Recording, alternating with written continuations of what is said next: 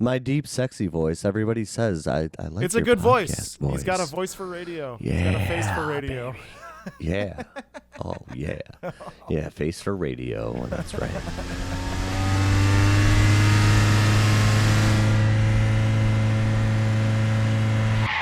Hey everyone, I am your host and driver, Broc with no K, and you just got stuck at a four-way stop. This is the podcast that hits the road to find the funniest stories from riders like you. I've been a rideshare driver for over 6 years now, and there's been countless moments throughout the years where I've said to myself, I wish I had a camera in my car right now. So I did it. I equipped my car with microphones and cameras. And now whenever I pick someone up, I offer them the chance to tell me their funniest, wildest stories. The only issue with that is I know very little about technology, so I enlisted one of my good friends, Chase, as kind of a tech advisor, and now he's also the co-host of the show. So let me bring him in right now. We got Chase Effectivo. Hey, Broc. How's it going, man? Happy to be here, man. This is awesome. I'm excited to get making our first episode, you know? So about 6 months ago, I went to Chase, and Chase also happens to be one of my good friends from all the way back in high school. We've worked on prior projects together, and I went to him and I just said, hey, we should do a podcast. Everyone's doing it. Like, why not? Do you remember what you said to me when I came to you with that? Yeah, man. So you said, hey, Chase, let's do a podcast. And I looked at you and I was like, about what? And what's really cool is like you eventually figured it out because you were trying to do stand-up comedy in Chicago at the time. But I remember we would always talk. I mean, you'd send me your jokes. We'd try and hash out, try and make your funny. And you were struggling to balance like getting on stage, driving rideshare, trying to pay the bills. Both activities take place at night. It was getting tough for you to cover your expenses. And then, one day you came to me with this idea. No, like one night I was on my way home from work and I was like, wait, like I don't want to miss out on listening to stand up. So I was like, why don't I just get people to tell me their funniest stories? I mean, that's along the way, that's always what it's been about with rideshare. Like some people may not like it, but I'm a chatty driver. I mean, a majority of the people have been all about it. They're like, I love the idea. It's like, that's awesome. Every once in a while, you get somebody that's like, no, just give me home. So along with that, each week we're gonna try and get a local comedian or someone that we think we need to turn the headlights on for. This week we got one of the hottest comedians in Chicago. Dale McPeek. Yeah, he's currently number one on iTunes for comedy albums. Number one. It's called My Mother's Son. We will hear more about that later on in the show with Dale. Chase, let's get back on track. Let's bore the audience for a bit before we get to the funny. What has it been like trying to edit this podcast? All right. So I came on board as somewhat of a tech advisor because I have experience with technology. And what I learned is having experience editing audio files and all that doesn't matter when you load those microphones up in a moving car. And I do not have any experience editing sounds out of a car when it's speeding down the highway. And he also has the challenge of making me sound like I know what I'm doing. And honestly, this podcast wouldn't be happening without him. So yeah, thanks. Thank you for coming along for the ride. Yeah, I do what I can to make Broc sound good. I'll tell you that. We have no budget for this podcast, so I'm literally doing the best that I can with what I've got. You're gonna hear, just as a warning to all the new listeners, you're going to hear sirens, blinkers, engines, yada yada yada. It's gonna be a part of the experience. Just think of it like you're along for the ride. I mean, honestly, that's what this podcast is all about. Just listen to this podcast in your car and you won't know the difference. Yeah, and I also want to mention that we are trading free rides for funny stories. So Broc would pick you up and take you from your origin to your destination if you have a funny story to trade with us. This is mostly Chicago-based, but if you're within the distance, we'll make the ride. Milwaukee, Indiana, Ohio. If your story's funny enough. Wisconsin is back home, so we do make some trips back there quite often. That's right. How about you tell them how to get in touch with us?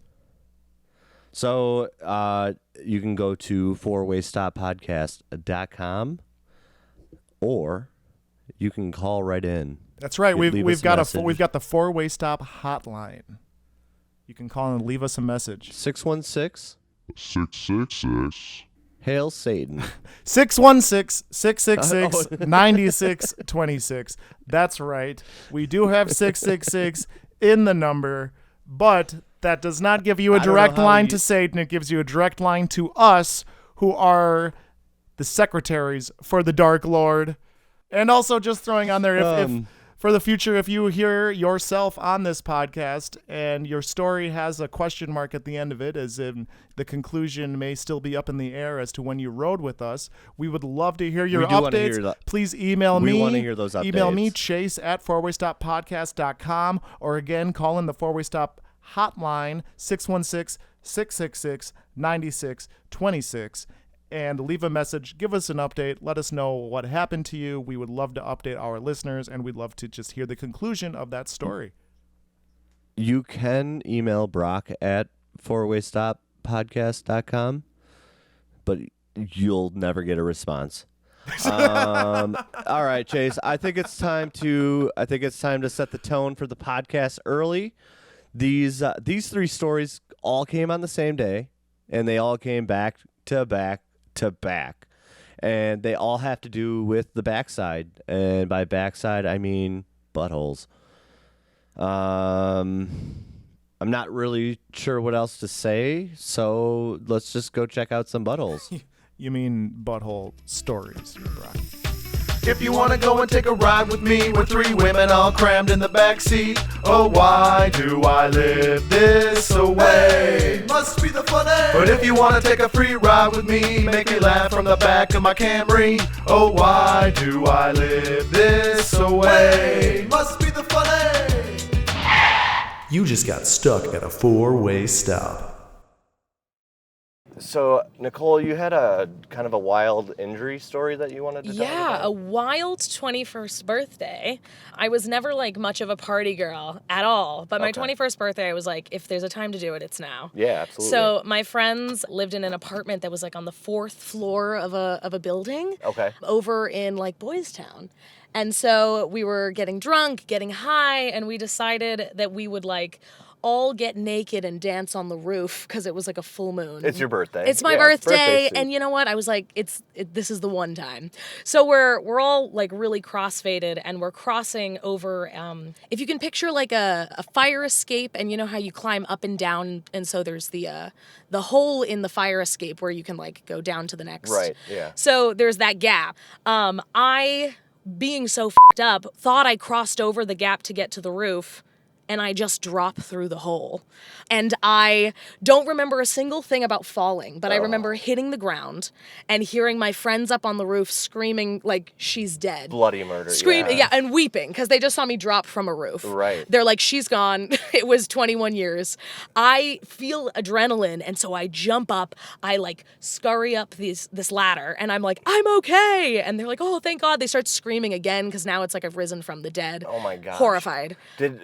Did you have any injuries? So at this point, I thought no. I was like, I'm fine. I feel nothing. Okay. And then as soon as I hit the roof, my feet touched down on the roof. I think the adrenaline dropped out. Sure. And I was like, I don't feel so good. And I almost faint into my friend's arms. Right. And upon which my friend looks at me and is like, so there's blood on your legs. And I was like, what? So I looked down and there's blood all over my legs, and I was like, okay, that's not good.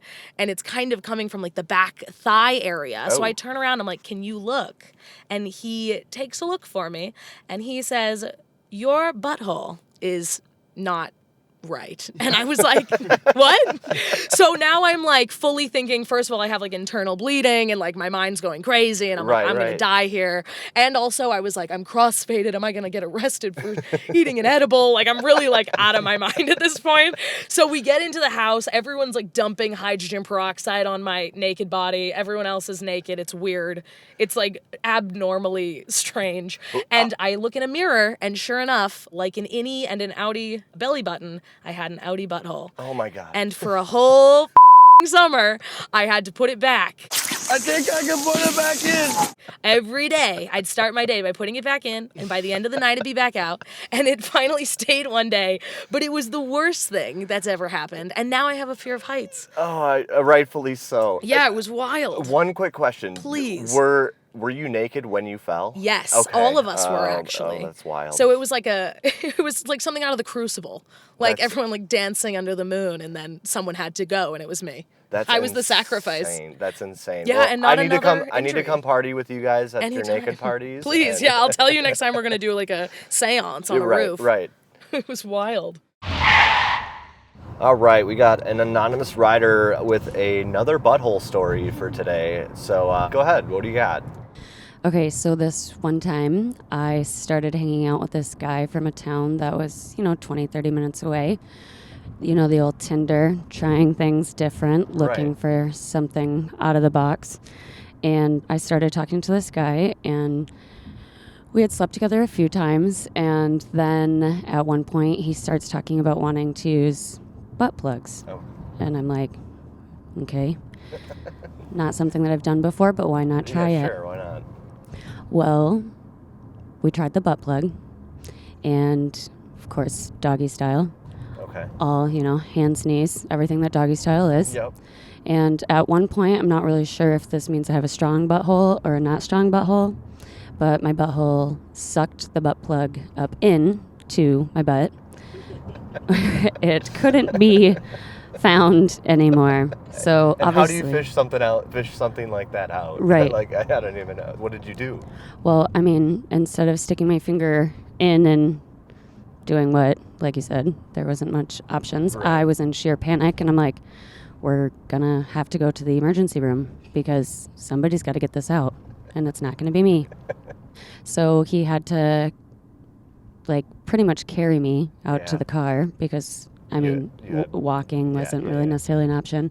Lay me down sideways in the back seat, drive me to the emergency room, where I had to explain to them that there was a butthole plug, butt plug in stuck your up in my butthole, and could no longer be seen or reached anymore. And come to find out, if it had went a half an inch up further, then I would have had to have emergent surgery. Oh, God. So then I decided, this is a new thing, and I told the guy, hey, this is really embarrassing and pretty gross. Completely understand if we never talk again. And we never talked again. He totally ghosted me. What an asshole. We got our next rider in the back seat. You said you had a good story from when you were in the military? Yeah, so it's kind of a short story, but when I was in the Army, I was in Afghanistan, and I got shot twice. Oh, man. Through my foot and then the back of my leg. And next thing you know, I was on a helicopter, medical evac to Jalalabad ER. And unbeknownst to me, I didn't realize this is protocol, but as soon as you go into a trauma ER, they strip you butt naked. Bummer. So I was butt naked, and next thing you know, I got turned on my side, and the doctor shoved, I think it was 2 fingers, but it felt a little more, into my, I guess my butthole, and I let out like this. It wasn't quite a groan, it wasn't a scream, it was like kind of a combination of the two. And then they flipped me back over, and I was laying there, and the kid next to me kept trying to start an IV in my arm, and he kept missing, and he just kept apologizing, like, I'm so sorry. So I looked him right in the eyes, and I told him, look at me, man. I'm butt naked. I'm bleeding. That guy just shoved his fingers up my ass. Don't worry about that IV. And you know what? He got that IV. Oh, that's So awesome. I feel like I gave him some confidence. Well, sorry that you got shot. That's a bummer. I'm glad to see you're still moving around all right. If you get any type of trauma, just be prepared when you go to that ER. They're not apologetic, tell you that much. Yep, so. and they're going to stick a finger up your butt. Yeah, it won't even kiss you on the mouth after either. So. Those were some... That was insane. I'm not even completely sure, but I don't think Nicole ever went to the hospital. A lot of people, so I've told that story to a couple riders, and they're like, did she go to the hospital? And I was like, I don't think so. I can't imagine like a month of just like pushing my butthole inside of itself. I mean, that's every that's day. that's the craziest. And That's the craziest thing. Falling from that height, and the only injury you have is a prolapsed asshole. You know, I remember when you fell, and if only you had a prolapsed asshole after that. So I actually fell half the distance, but I ended up breaking my spine. There's a couple little things that I remember. I remember the doctor saying that we're gonna give you, I don't even remember which drug it was, but she was like, we're gonna give you fentanyl, and I was like, ooh, drugs. but I do also remember the doctor putting a finger in my butt as well. So like apparently that's a part of the trauma. process. Yeah. I mean, they got these doctors. But I was just like, this is the best date ever. Drugs and some digit play. But the doctor wouldn't kiss you on the mouth after. I snorted. But like, if anybody can answer that, like if anybody out there that's listening to this, if you know the answer to why they check your backside after a trauma, like let us know. call the hotline. Yeah, or if you have a prolapsed asshole, you can just hire Nicole to come push it in every morning. I'm sure she charges a reasonable rate. And it will. She's an expert. You can trust her. All right. Well, speaking of buttholes, Yeah. brothers are probably the biggest buttholes that I know. Solid segue, my friend. Brothers are definitely buttholes. I once threw my baby sister away in the trash because she would not stop crying. How long ago? Oh man, I don't know. I must have been like 5 years old. Or 6 years old. I just knew. I mean, you throw things into the garbage that you're kind of over. You're done with. When you think you're done with something, you throw it away. And I was just done with this crying baby. So fucking yeeted her in the trash, dude. Which is my youngest, dude. My youngest, man. Okay. All right. Yeah. I mean, I used to chase my sister around with knives and scissors, and yeah, you were also a butthole kind of brother. Yeah, we'll talk about that on another episode. Yeah. Anyway, okay. To our listeners, not every story on this podcast is about buttholes. This story in particular, however, is about a butthole brother. You may have seen it on our Instagram if you follow our Instagram. Yeah, we did do a little but promo with that. Here is the story in full. We have Katie and her butthole brother. You had a good sibling rivalry story? I do. So I have an older brother who is 18 months older than me, almost to the date. And growing up, he was not necessarily a fan of me, I would say. Okay. You know, I think he really wanted a little brother, and I was the best that my parents could give him. Okay. But since I was about 7 years old, he has had me convinced that I was adopted. So long story short, my dad is like olive skin tone. My brother's olive skin tone, very dark. My mom is, you know, Irish, like blonde, reddish hair, blue eyes, you know, the whole thing. And I have blonde hair and blue eyes. Yeah. And my brother from, I think I was like maybe 7 or 8, it was like second grade, you know, he was like, you know, mom and dad have a secret. They can't tell you, but like when the time comes, like just, you know, I'll always be here for you. And how old were you at this point? I was probably about 7. Okay. So I go to college and I was 17 at the time, but I was turning 18 when I was, you know, in school, my freshman year of college. Okay, yep. So my brother calls me, it's my 18th birthday, and it's, I don't know, probably 9 o'clock in the morning or something. I'm like about to walk to a class, and he was just like, hey, you know, happy birthday, like all these things. I'll have to remind you, like my entire life, from up until like 7 or 8 years old, he had been reminding me that I was adopted. That there was That's right. So he calls me. It's my 18th birthday. It's like 9 in the morning, and he's like, "Happy birthday! So proud of you. All these different things." And he's like, "I just want to let you know, like, Mom is going to be calling you. Make sure that you're by yourself, or you have someone that's like a friend, somebody that you trust, because she's gonna be calling you a little bit later. So just with some big news." That's right. Yeah. That's right. So I was like, okay, like, what's going on? He's like, well, it's your 18th birthday. So like, just be prepared. So I was like, oh my God. So the whole day I'm freaking out. I cannot focus on anything. Like I was high anxiety, the whole thing. And I'm normally not like that. So it was one of those where I was like literally sweating.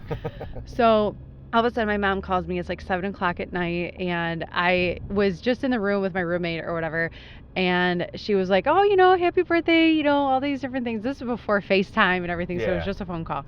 And I was like, get it out, just tell me. And she was like, what are you talking about? And I was like, Mom, just tell me. It's my 18th birthday. Matt said that you were going to call. What is going on? I need to know. And she was like, what are you talking about? She was like, I don't have it. She's like, there's going to be like a present for you coming in the mail, but like, it's not big. And I was like, just tell me I'm adopted. Just finally tell me. And she was like, what are you talking about? She was like, you're not adopted. She's like, I'll tell you your birth story. And I was like, no. Are there not pictures from the hospital? So that's part of the lore of this entire situation. My mom had a complicated pregnancy. So like she had an emergency C-section. Oh, so there wasn't nothing. Yeah. Nothing. So that was like the whole thing. And I was like, you got to tell me. And all of a sudden I hear in the background, my brother is crying, laughing. And she's like, Matt, oh my God, what did you do to her? So, and ever since then, it's like family lore that I'm adopted. That's too funny. Bing bong, boom, bong, bing bong, boom. All right. See, like we promised you, not every story is about buttholes, just potentially metaphoric buttholes. That's right.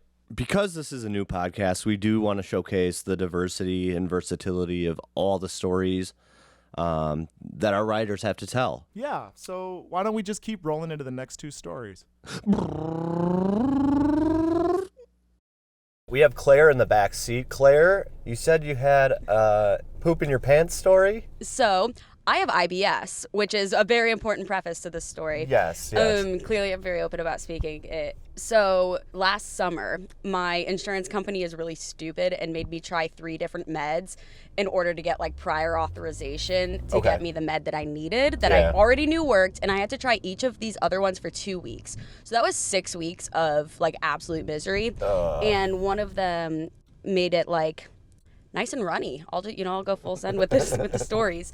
And I was in Home Depot, and I forget what I was getting. I had just moved and was getting like a bunch of random stuff, and of course I was wearing light colored leggings. And I just like felt it all of a sudden, and was like, oh my God, I need a bathroom. And within the course of it, like that feeling starting to it actually happening was maybe 3 seconds. And it just like slithers out like water, and I look around behind me and I can see that, like, it wasn't like some huge thing, but it was like significantly more than a shark. Right. And they were light green leggings, and they were all like, the back of them had a solid line of brown. They basically look camouflage at this point. Totally. I had a camouflaged ass, which is never something a girl ever wants. Nope. Oh, that's too funny. So what did you end up doing? So I was like, okay, what if I had a jacket with me? Would have been nice, but it was summer. So I was wearing a sports bra and like a running shirt, like an athletic shirt. I took off the athletic shirt, tucked it in the back of my pants. So I'm just in a sports bra. Yeah, why not? You're out for a run at Home Depot. Not sweaty at all. So I'm in sports bra, light green leggings, and a white shirt like tucked in my back.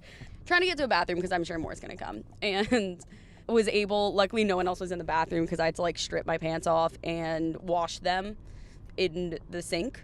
And I went home as soon as I could and had to suffer a few more days of this medicine. But now you're all good? You got the good medicine? Yes, We're all good? Motegrity Awesome. for the win, guys. If you also have IBS, it's a fantastic move.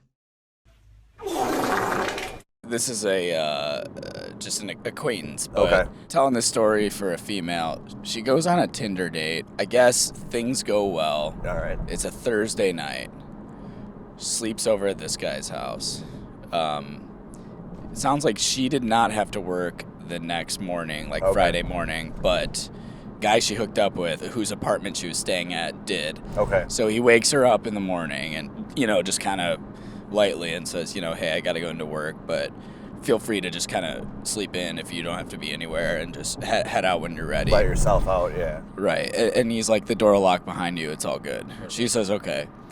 So she does so, and she sleeps in, and I guess, she wakes up when she's ready, and she's kind of wrapping up, and she's like, I'm going to head out. I really had a good time last night. This is what she's thinking to herself. Well, she goes into the bathroom, and she has to take a so she in his bathroom. Okay. And she gets done. Toilet doesn't flush. Oh, no. Yeah. So it's about to escalate. So she thinks to herself, like she's trying to leave a good impression with this guy. Okay, she liked this guy. Yeah. Yeah, she liked this guy. So she's like, I got, like what do I do? And I think I told the story a little out of order, but I gotta say that she wanted to, before she left, like kind of put this message in his mind that she had a good time. Yeah. So I forgot to mention this earlier, she left a note, basically just like a handwritten note saying, I had a great time, let's do it again, whatever, Yeah. like thanks for letting me stay over. Fast forward, she pooped in his bathroom, it won't flush. She doesn't know what to do. She scoops it out with like a bag she finds, and she's like, I'm literally gonna just bring this turd out with me, and like he will never know that I pooped in his bathroom. And then she writes that note. She walks out of the apartment, door locks behind her. She looks down her hands. She forgot the bag of poop. No way. The bag of poop is sitting next to her handwritten note. In the apartment. She says she never heard from him again.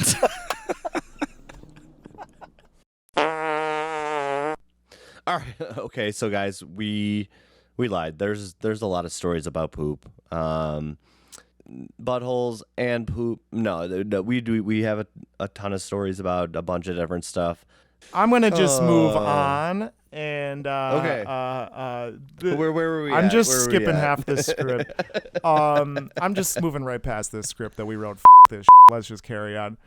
This next story, there are funny moments, but it's kind of like a tech security story. It's like there are some lessons to be learned about how vulnerable we all are in society and how we become comfortable and maybe slack and take for granted the security and safety that is around us because in a moment it can change.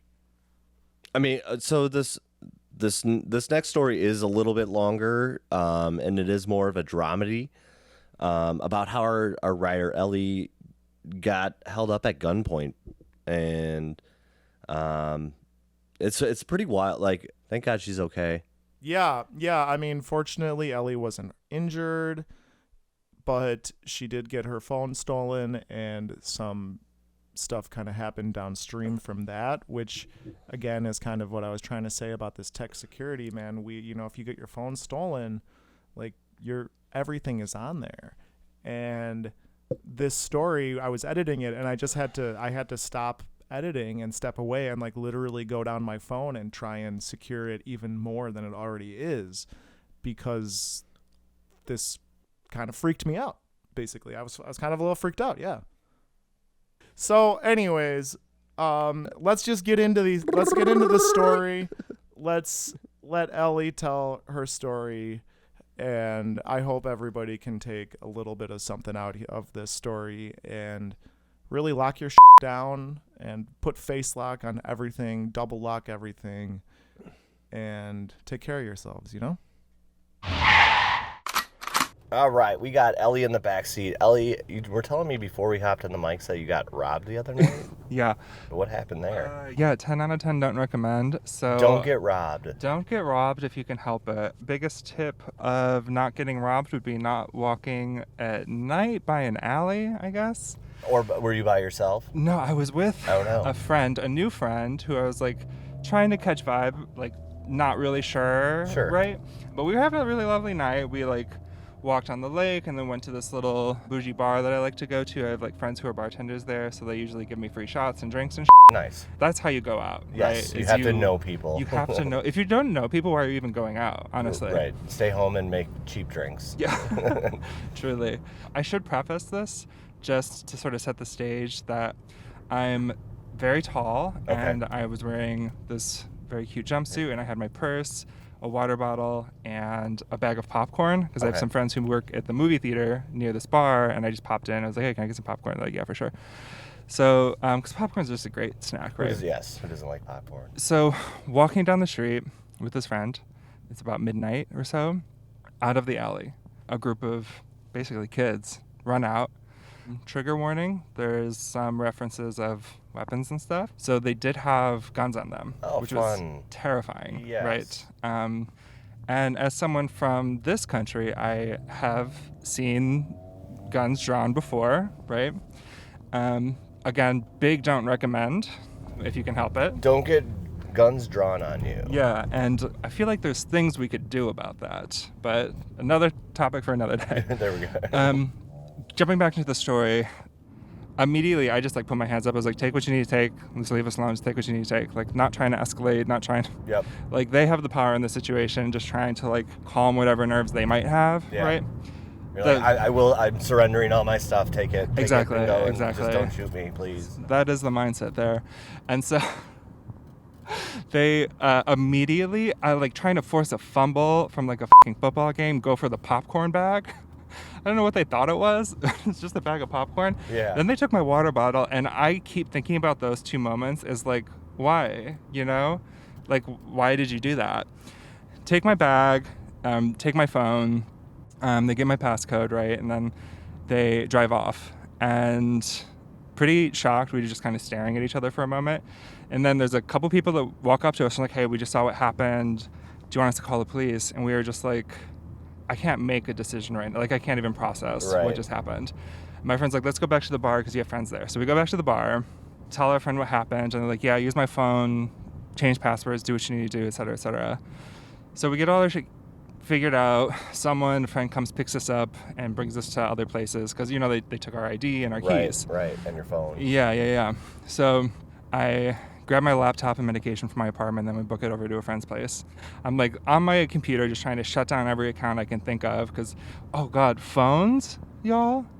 Have everything saved. Our whole ass lives, Yep.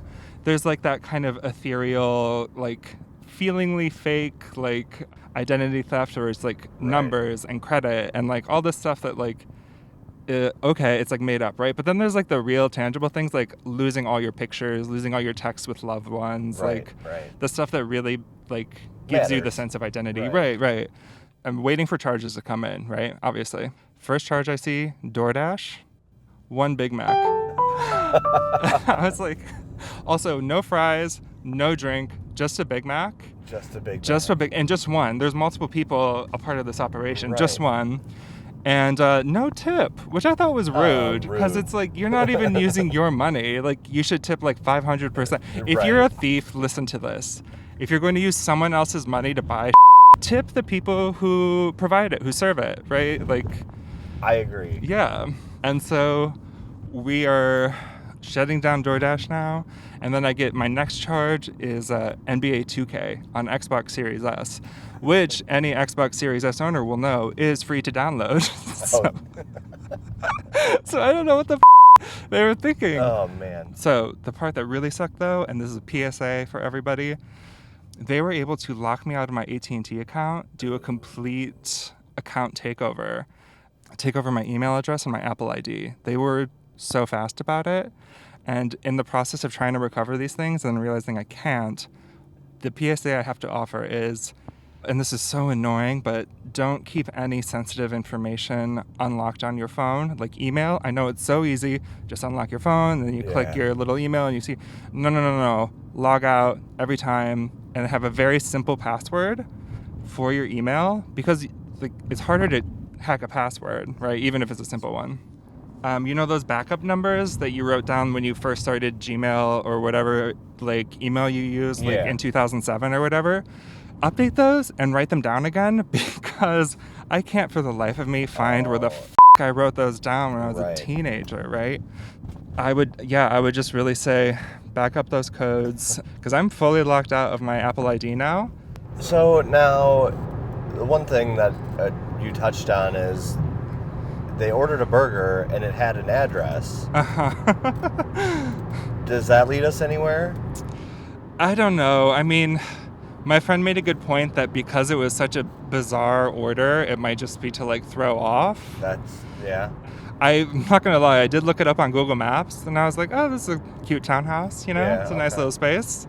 I don't know. I mean, I think it prompts into some regard like this question of like alternatives to like holding people accountable. Like to me, these are like children who are probably driven into a state of desperation because of their economic, social situations, right? Sure. And like, I don't really want them to be thrown in prison. I want them to go to like after school programs and I want to know that they like have all their physical needs met. And I think we've seen this like trending towards this, like returning towards this almost, right?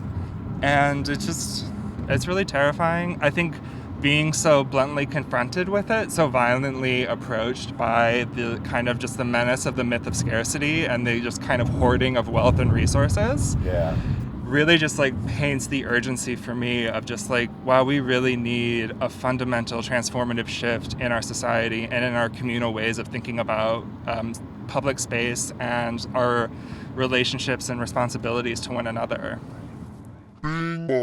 Thank you, Ellie, for telling your stories. Thank all of our riders for the stories this week, because we are done with the rider stories of the episode and we're moving towards our special guest. First of all, I don't want to thank everybody just from this week, but I mean, I just want to thank everybody that's been supportive of the idea and the podcast. I hope that it brings you guys a laugh like it has for me. And I don't want anybody's feelings to get hurt if their story doesn't make the podcast. We're gonna use the stuff that we find the funniest. But if you even if you told a story and you think you can do better, like hit us back up. Like we will give you. That's like the big thing about this is we're gonna give you a free ride. So please like, follow, share, subscribe, text your friends, give us smash a review. Smash that like button. We really need reviews. We're early on in the podcast, so please, if you hear this, you don't have a problem just hopping onto iTunes, Spotify, wherever the hell you can leave a review. Please leave us a review, give us a 5-star rating, blah blah blah. You know what to do. Let's just talk about you listen to podcasts, so you know what to do. The origin of this podcast. We love your support. We need it. And if you support stand-up comedy, if you support comedy in general, if you support innovative comedy like what we're doing, please support us in any way you can. A big part of the podcast origins was to support the stand-up comedy scene in Chicago. Broc, man, you always wanted to do stand-up comedy, but you found yourself splitting time between the stage and open mics and driving rideshare. And I mean, balance that. It didn't help that I'm not good at stand-up. I mean, why do you think I want people to tell me funny stories? I've enjoyed doing stand-up, but I enjoy watching it like 1,000 times more. So if I can just get people to tell me funny stories, and then we can share it with the world, that's a fucking win in my book. Bring comedy to the backseat, so I can stay laughing, and I can pay the bills. Right. So it's like the idea is what if Broc can give free rides to comedians on their way to and from their sets, or in this episode's case, give them a ride on the way to their album release party. You know, every week, as we said, we're going to try and turn on the headlights on a special guest comedian do a deep dive, or as we like to call a deep drive, into their stand-up career. Oh, yeah. So if you like stand-up comedy and you like discovering new comics, this podcast is for you. So this week we were able to get one of my favorite Chicago comedians, Dale McPeek. We picked him up on the way to his album release party. I ended up hanging out afterwards, and it was honestly one of the funnest nights I've had in a long time. So I want to give a big congratulations to Dale going number 1 on iTunes. By the end of the night, that's pretty much the only thing that I could understand coming out of his mouth was, "I'm number 1." Number 1. Yeah, he's f***ing hilarious, man. But dude, he f***ing deserves it. This guy's hilarious. Go buy his album. All right, guys, it's time to turn on the headlights. Today we have a very special guest with us. He just came out with his first comedy album. He's a previous rider in the backseat, Dale McPeek. Yeah, man, it's my second time in this car. I think it might be your third, actually. I think I may have taken you a while back and just like never made a connection or anything. Yeah, I don't remember after the rides. So how are you feeling about the album? I'm happy it's number 1. It's up to number 1. There we go. That's awesome. What's the name of it? My Mother's Son. My Mother's Son. Okay. Where can we get it? It's on iTunes, Amazon Music, and then Apple Music. Okay. Awesome. It's not going to be on Spotify till the lawsuit's over. I want everybody to stop the podcast right now and go get Dale's album. It's I've listened to it 3 times already today. I forced my kids to listen to it, and they like the penguin joke. Nice. I can't tell if you're serious. Do you have kids? I do have kids, yeah. Oh, wow. Got to get them interested in comedy early, so. Yeah, especially mine. So yeah, go check out Dale's album right now. My Mom's Son. My Mother's Son. My Mother's Son. My Mother's Son. So yeah, go buy his album. It's what, $10? Yeah, it's like $10. $10. I mean, you could spend that on 2 gallons of gas, and I mean, you wouldn't get any laughs out of it. And if you run out of gas, at least now you have an awesome comedy album to listen to. Yeah, you get a gallon and a half of gas. A gallon and a half of gas here in Chicago. How long have you been doing stand-up for? 10 years. 10 years. Awesome. And just dropped your first album today. That's amazing.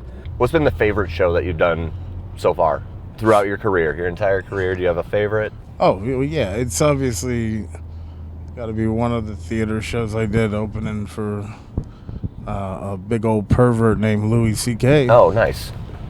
He's a bit of pervert. Okay, there we go. Where was that show at?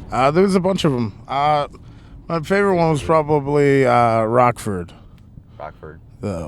Rockford, Illinois. Corando Theater or something like that. Awesome. Yeah. And we are on the way to Dale's release party. When can we catch you on stage?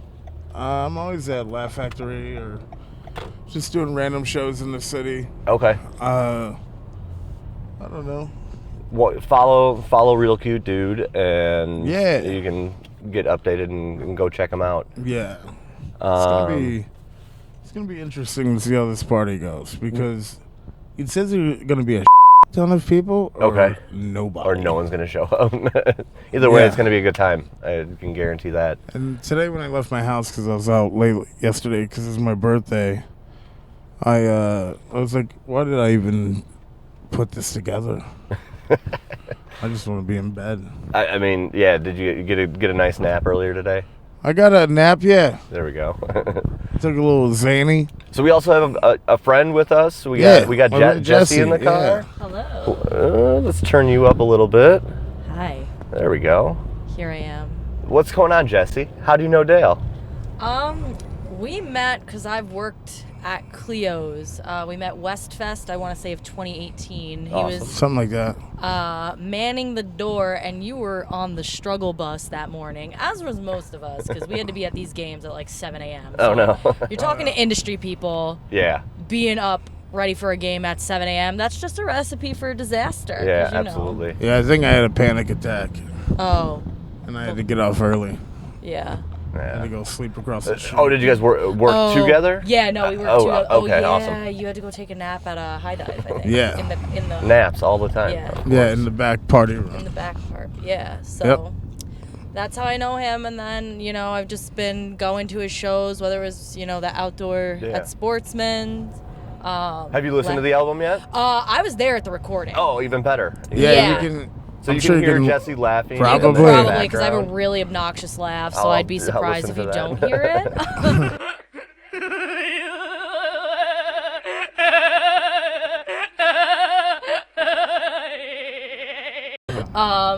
But yeah, I was in the room that night, Yeah, history was made. It was. History was made. It absolutely was. Number 1 on iTunes. That's what we like to hear.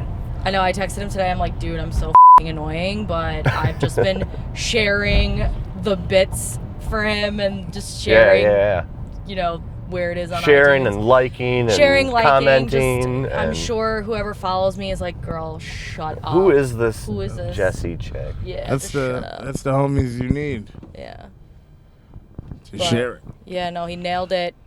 Because as I mentioned, I was at the recording, and within the first shot, like usually I think they do the 2 shows so they can just piece it together. Yeah. And the first show just went so well that we were like, do we even need a second show? But, Do you have a favorite joke?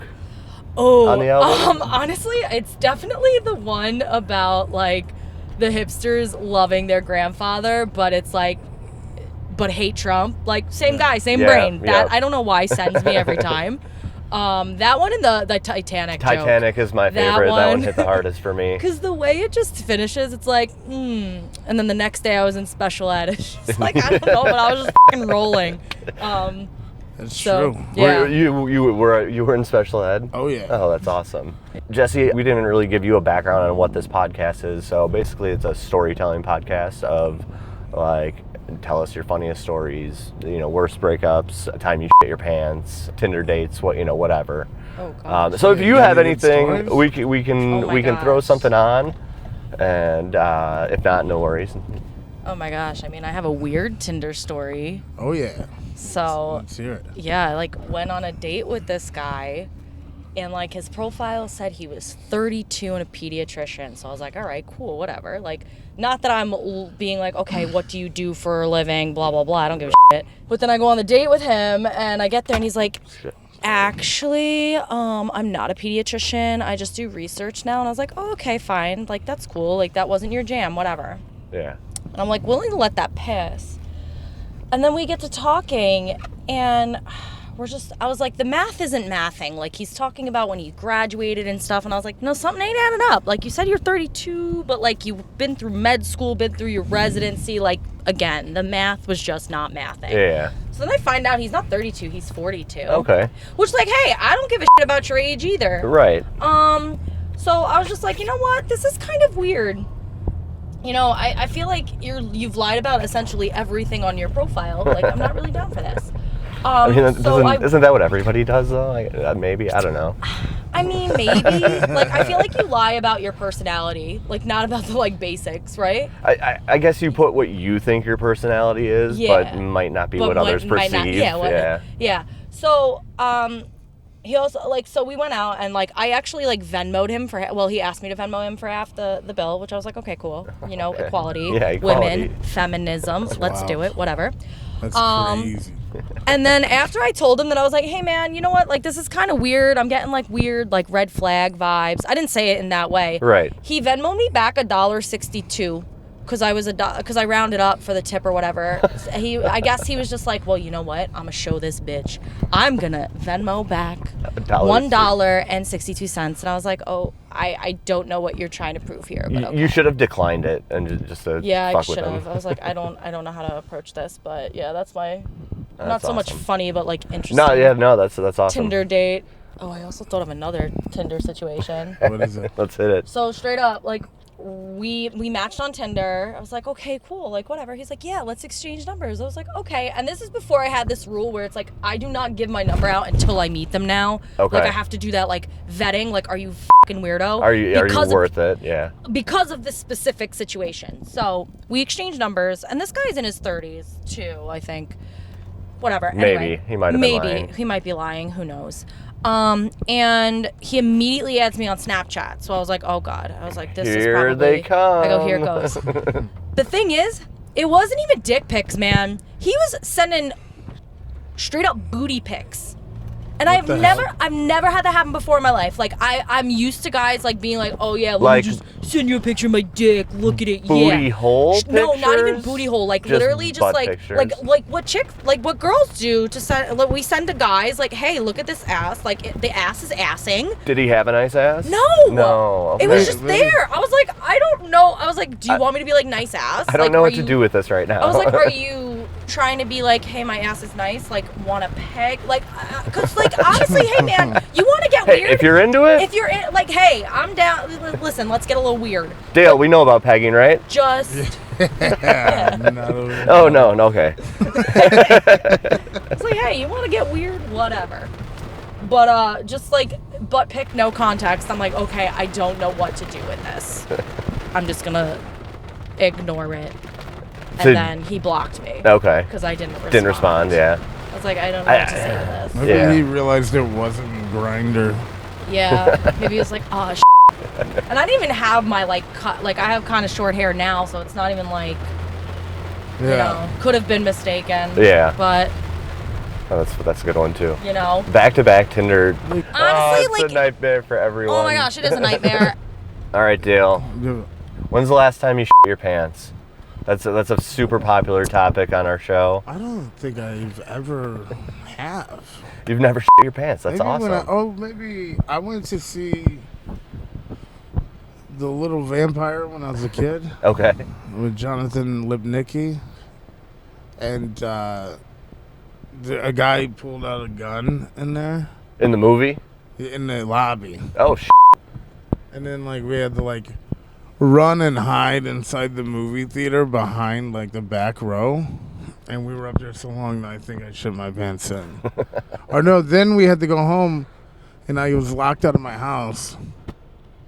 And I think I shit in the front yard. I mean, yeah. That happens. But some got in the pants, you know? Any crazy stories from being out on the road? Did you guys go out with? I did I flew to Houston once to do a week with Louis. Okay. And 2 hours before the first show, it was like Thursday, Friday, Saturday, Sunday. 2 hours before the first show, I get a screenshot from my buddy from TMZ that says Louis C.K. cancels Houston shows due to family emergency. And I was like, well, that can't be right. I would know that. Yeah. I'm literally in the hotel with them now. And then I checked my email, and sure enough, there's an email that says, Louis won't be at the shows, but we're going to do them without him. How'd that go over? About as much as... It was me, Mike Early, and Joe Mackey. Okay. Who's like, he's a bigger name. We were all supposed to do 10 minutes, and we had to do 6 shows that weekend without Louis. Without Louis, even though he was the headliner, I'm assuming. Even though he was the reason that everybody bought tickets. I mean, it's still good exposure for you guys. Oh or no. Well, the thing is, a lot of the people showed up to the Thursday show and didn't know that he wasn't. They probably just got the email that day or whatever. Yeah, some of them don't check their emails. Yeah, right. You know, and they were mad that they still had to lock up their phones. Yeah, yeah. Because they already paid the service for that weekend. Yeah. Yeah, that was a nightmare. Yeah. And then like Friday and Saturday, it was kind of fun because a lot of people knew by then. Yeah. And Sunday sucked because it was the Oscars and no one showed up. And it wasn't a family issue. I'm assuming it was the news came out that canceled him. No. No, it was actually okay. This is after. Oh, okay. This is 2020. Oh, nice. January 2020. And because he had flew from Mexico to Houston, and then told our driver or the road manager that he has to go. He flew to the airport and then flew to New York, which was crazy. And I never found out why. Oh, really? Yeah. Interesting. Yeah, he still got paid. I mean, that's what really matters at the end of the day. It's crazy because I was like, this is going to be the perfect weekend. I flew first class, and it was great. I'm staying in a hotel that's bigger than some of my apartments. Right. And then that happened. But it made for a fun thing. You make the best of it and make it happen. That's what I'm known for, making the best of it. Making the best of it. That's what Definitely it's all about. not complaining at the slightest inconvenience. Having fun with life. What anything other than stand-up that you've been involved in the comedy world, or pretty much just stand-up? You know, I was a tap dancer as a kid. Nice. You know, Are you still trying to pursue that dream? No, I never tap danced. That would be funny. It's never too late. Because I'd pay a lot of money to see Dale McPeek. Tap dance. I know a girl that's a tap dance teacher. Maybe I'll hit her up. There we go. She'd be like, hey, can you help me? I need some dance moves. Yeah, no, I mean, I just mostly do stand-up and work. What do you do for work? I work at that bar. Oh. You pick me up from? Yeah, perfect. I'm a bartender. If you want to give a shout-out to the bar, you can. Shout out to Frank and Mary's Tavern. Frank and Mary's. Go check it out. Go hang out with Dale up at Frank and Mary's. Come by. Don't ask me to make you don't an ask old him fashioned. Or tell you a joke. Yeah. No. Or White Russian. Just show up, get a... Do you know how to make a brandy old fashioned? Or PBR. Yeah, get a Coors Light. Get a beer. And leave me alone. Yep. Just and give him a good tip and buy his album. $5. Yes. All right, we are pulling up here to Dale's release party, so we're gonna cut the down. And thanks for coming on, Dale. Thanks for having me, Yeah, man. Hopefully, I do think there's a chance that Dale might become a regular just because he found out about the free rides. Yep. So I have a feeling he's going to be taking advantage of that as much as possible. Anytime you want me on, I always have places to go. Exactly. Awesome. People to see. And thank you, Jesse, as well, for coming on. Please. Yeah. Thank you again for stopping by. Hopefully you guys made it home safely. If you enjoyed the podcast, remember to subscribe to stay up to date on our latest episode. Feel free to write a review as well. And if you have a story that you want to tell on the podcast, just go to fourwaystoppodcast.com. Until next time, buckle up and drive safe.